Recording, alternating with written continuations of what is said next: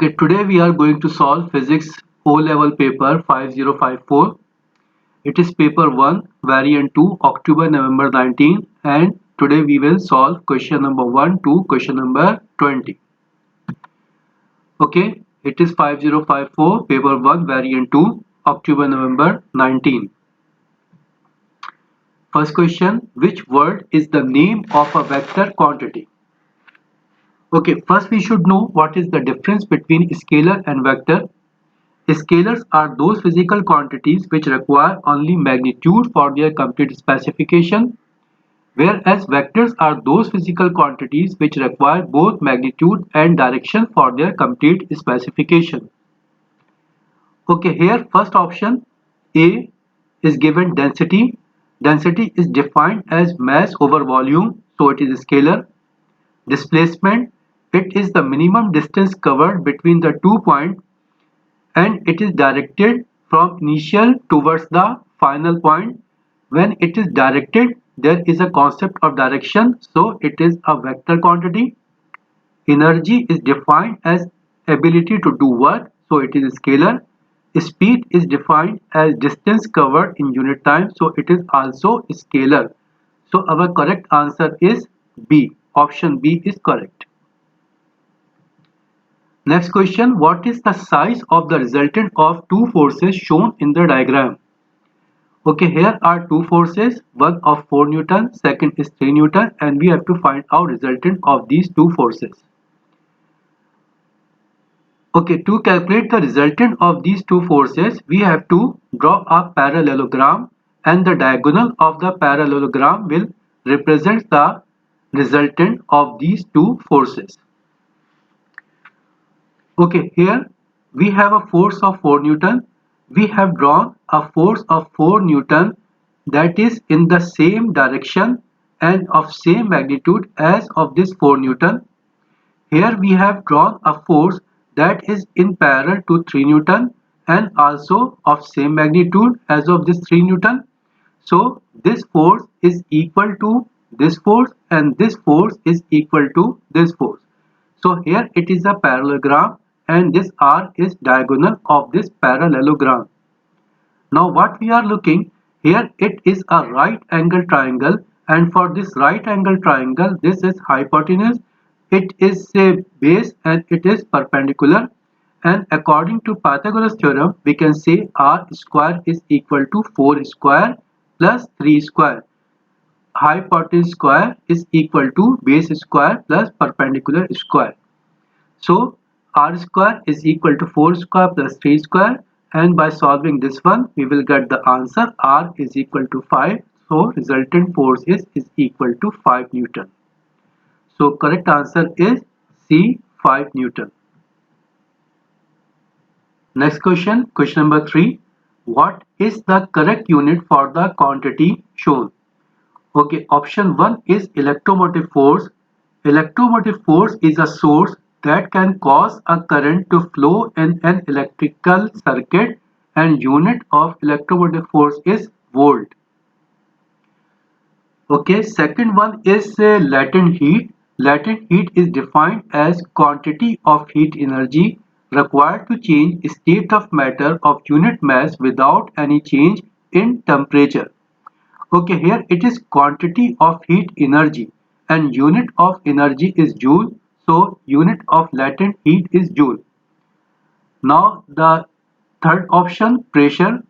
Pressure is defined as force upon area and unit of pressure will be equal to Newton per meter square. Okay, weight is a force with which Earth attracts everybody towards its center and its unit is Newton. So correct answer is option B. Unit of latent heat is joule. Next question, question number 4.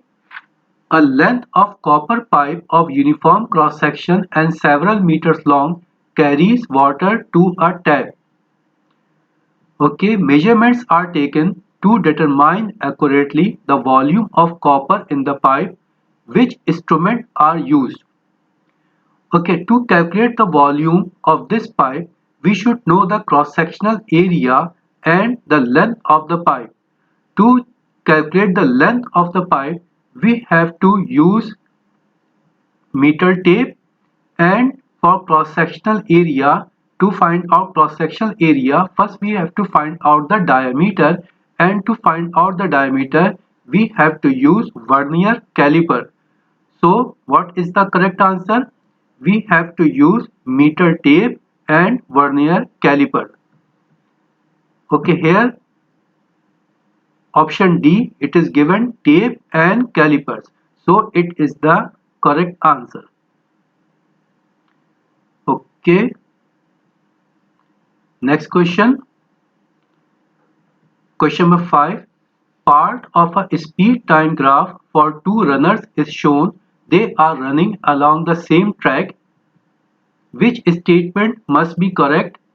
Okay, these are two runners, runner 1 and runner 2, and it is a graph in between time and speed. The graph is straight line, so there is no acceleration, but what we are looking here, the speed of the runner 1 is more, it is greater than the speed of runner 2. Okay, what are the options here? Option A, both runners started at the same moment. Nothing is clear from this graph whether they have started from the same moment or not. B option, option B, runner 1 has a greater acceleration than runner 2. There is no acceleration, graph is completely in a straight line.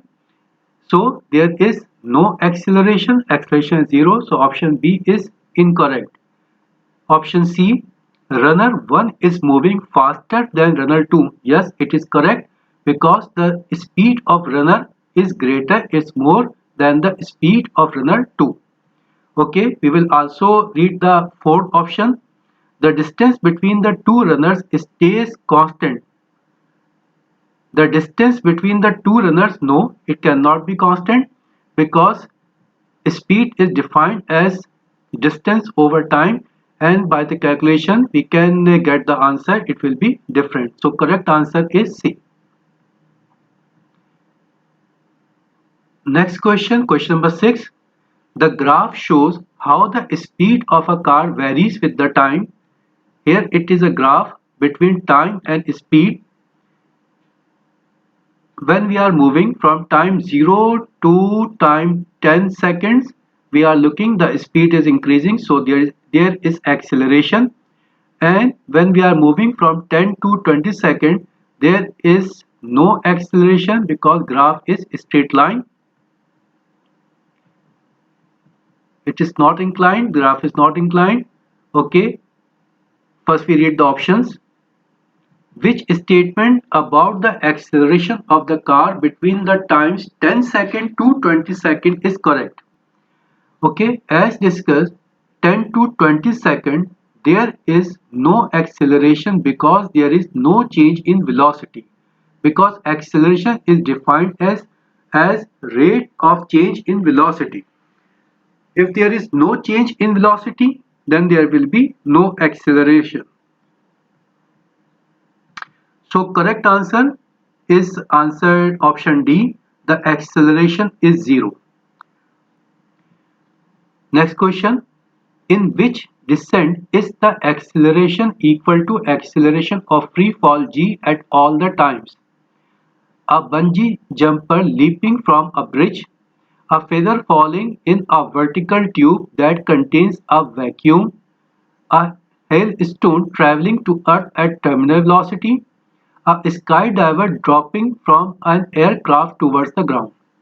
Okay, when a jumper leaping from the bridge in the beginning, in the start, its acceleration is equal to free fall equal to g, that is numeric value is approximately 10 meter per second square.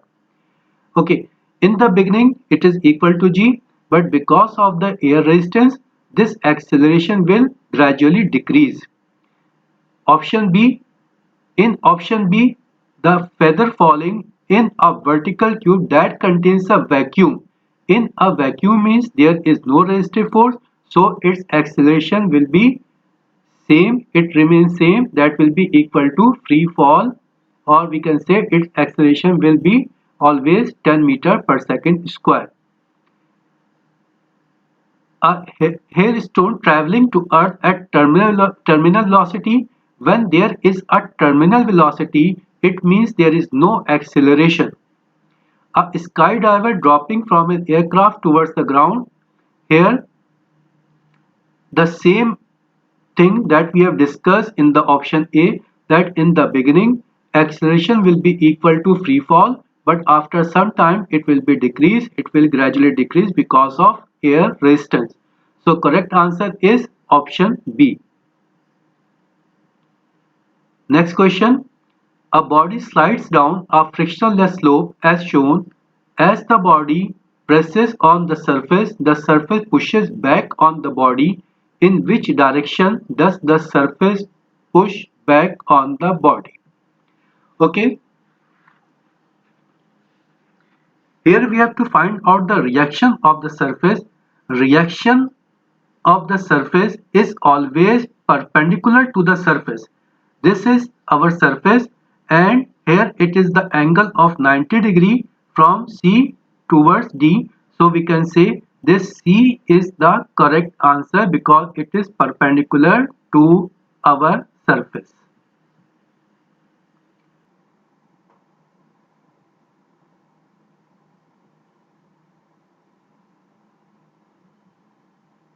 Next question, question number 9. The Earth travels at constant speed in a circular orbit around the Sun. Which arrows show the direction of acceleration of Earth and direction of velocity of the Earth? Okay, the Earth is moving around the Sun. We can say Earth is moving in a circle, and when an object is moving in a circle, there is a force that is acting on the object. That force is directed toward the center of the circle, and this force is called centripetal force. So we can say a force is exerted on Earth that is in the direction of the center of the Sun, and this force is called centripetal force. Now, according to Newton's law of motion, whenever there is a force, there is an acceleration, and that acceleration is directed towards the direction of force. The acceleration is in the direction of force. Since the force is directed toward the center of the circle, so acceleration will also be directed toward the center of the circle. And toward the center of the circle, it is represented by r. So acceleration is equal to r. So direction of acceleration is r. Now for the velocity, when an object is in circular motion, its velocity is always at a tangent to the circle. Tangent to the circle is represented by q. So we can say the direction of velocity is q. So for acceleration, it is directed towards r, or it is represented by alphabet r, and for velocity it is represented by alphabet q. Okay, for our options, the option D is correct option.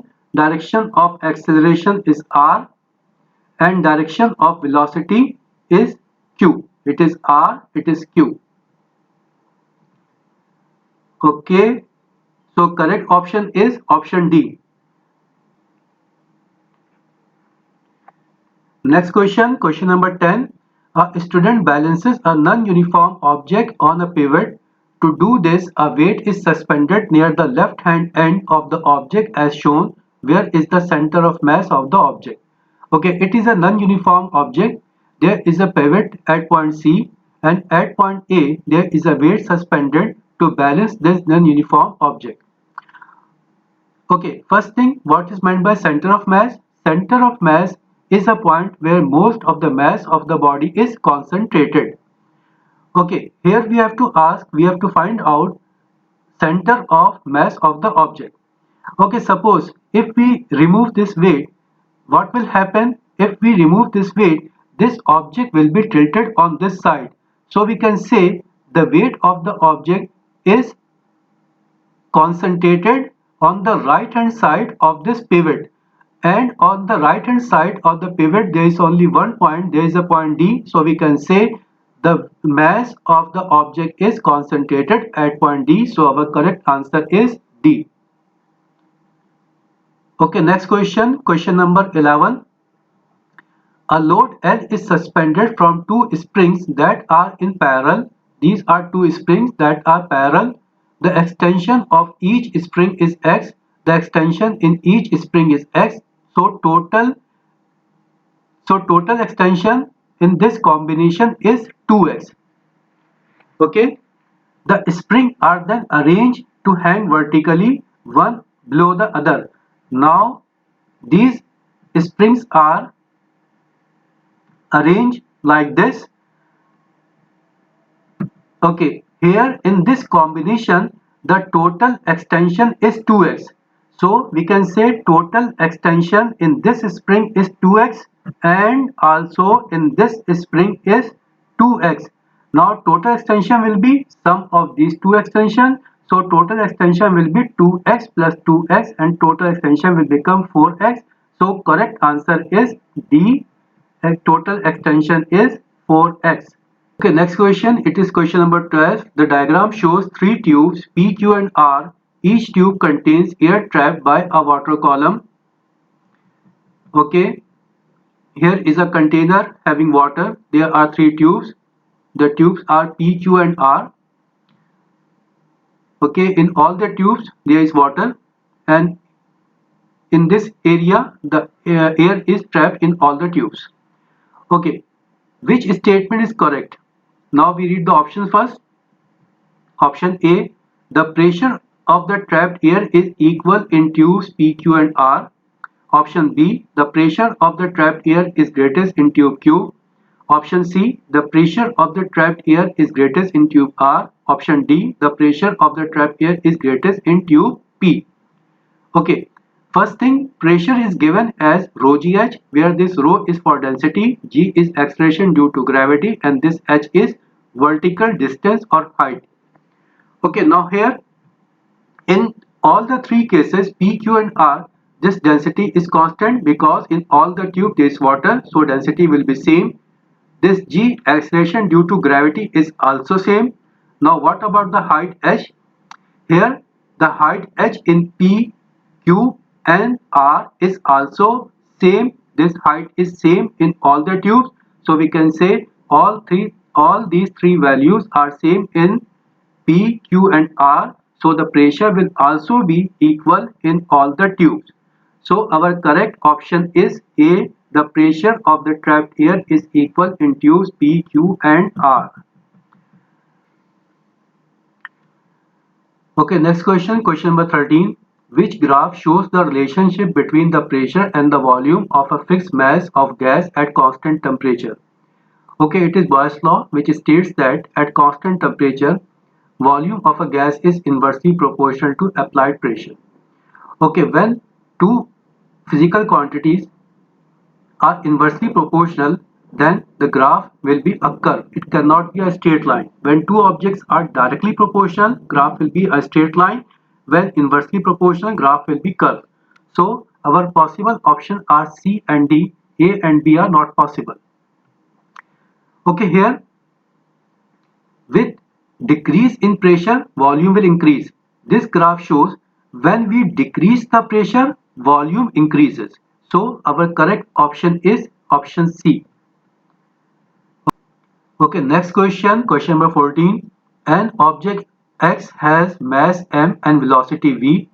A second object Y has mass 2m and velocity 2v. What is the value of the ratio of kinetic energy of Y and kinetic energy of X?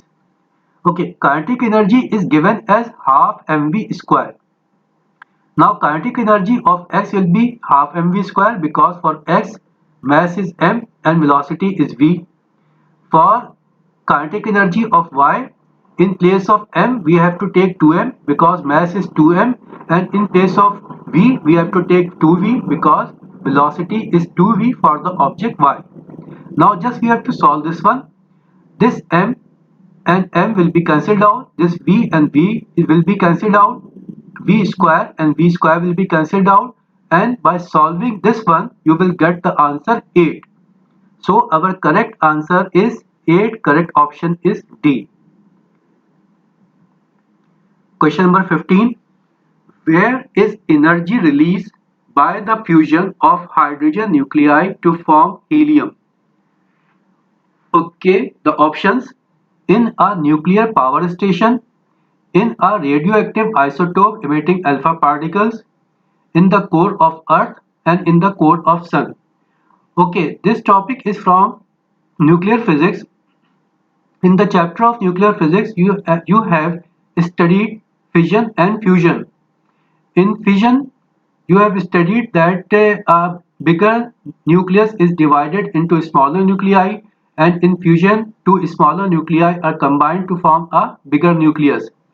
And in that chapter, you have also studied that fusion reaction is taking place on Sun or in the core of Sun. So our correct answer, correct option is option D, that fusion occur in the core of the Sun. Okay, next part, next question. Next question, question number 16. A student uses a Newton meter to pull an object a distance d horizontally along a flat surface in a time t. The Newton meter reading is F. Okay, what is given by the expression F multiplied by d over t? Okay, F multiplied by d over t, where this F is for force, this d is for distance or displacement, and this t is time. It is force, displacement, and time. Okay, now force multiplied by distance or force multiplied by displacement is given as work done. So in place of force into displacement, we can also write work done. So we can say this expression force multiplied by distance over time can be written as work done over time.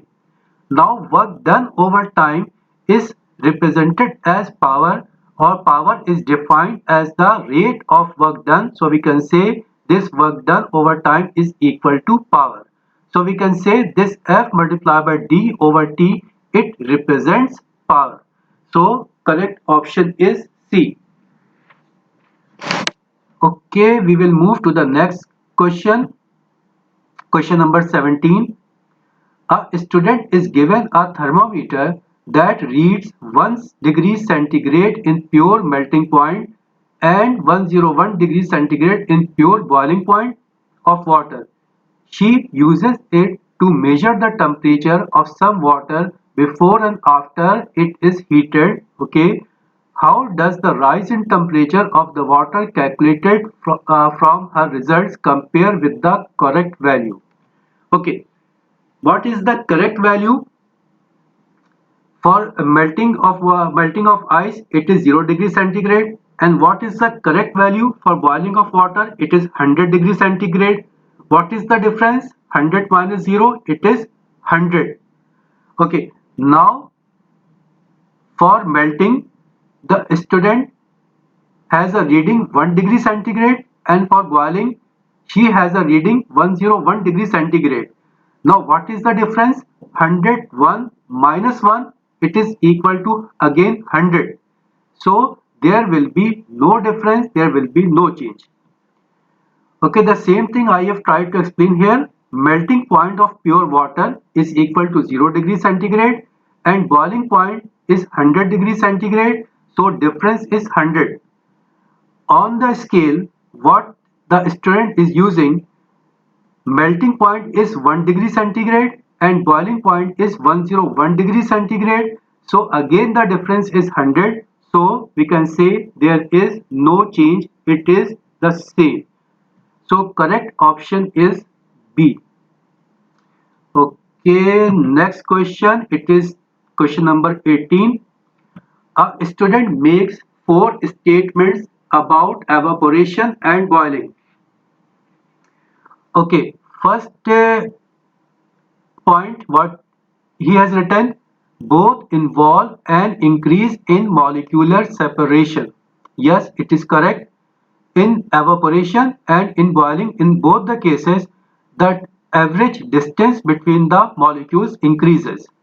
Okay, second thing, both occur only at a fixed temperature. No, it is wrong. Boiling occur at the fixed temperature, but evaporation occur at all possible temperatures.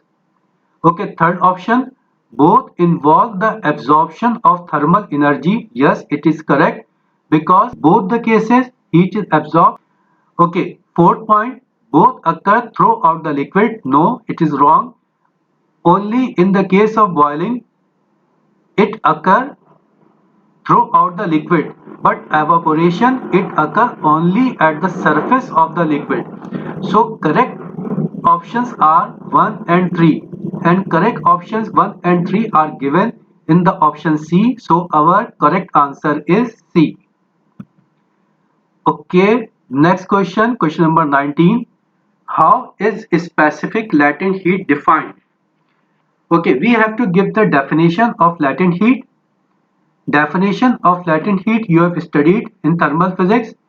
The heat absorbed or emitted by unit mass during a change of state without a temperature change. Okay, we will check some explanation. Okay, it is the topic of latent heat. Here in the graph, here we have taken some ice at minus 20 degrees centigrade. Now we are increasing the temperature of the ice, and at 0 degree centigrade this ice starts melting. Now at this stage we are providing energy, we are providing heat, but its temperature is not increasing. What is happening here? Whatever be the heat we are providing is utilizing to change the state from solid to liquid. Or we can say this amount of heat is used to convert the ice into water. Okay. So the heat absorbed or emitted by unit mass during a change of state. Change of state means it is converting from solid to liquid or from liquid to gas without a temperature change. Next question, question number 20. A syringe containing air is sealed at one end. The piston is free to move. Okay, it is a syringe. Here is some air. It is sealed at one end and the piston is free to move. Okay, here is some air and the air is heated. What happens to the average distance between the air molecules and density of the air? Okay, when we heat, the temperature of the air will rise, and with the increase in temperature, kinetic energy will also increase. With increase in kinetic energy, the velocity of the molecule will increase and they will move apart from each other. They will move away from each other. So we can say the average distance between air molecules will increase. Okay, what will happen to the density? When the molecules will move away from each other, it means its volume will be increased. Now density is given as mass over volume. Now since the volume is increasing, so density will decrease because density is equal to mass upon volume. Volume is in denominator. When this value will increase, this density, this total value will be decreased. So density will decrease. So our option A is correct. Average distance between air molecules will increase and density of the air will decrease. Okay, now we have completed from question number 1 to question number 20. The remaining questions we will inshallah complete in the next section.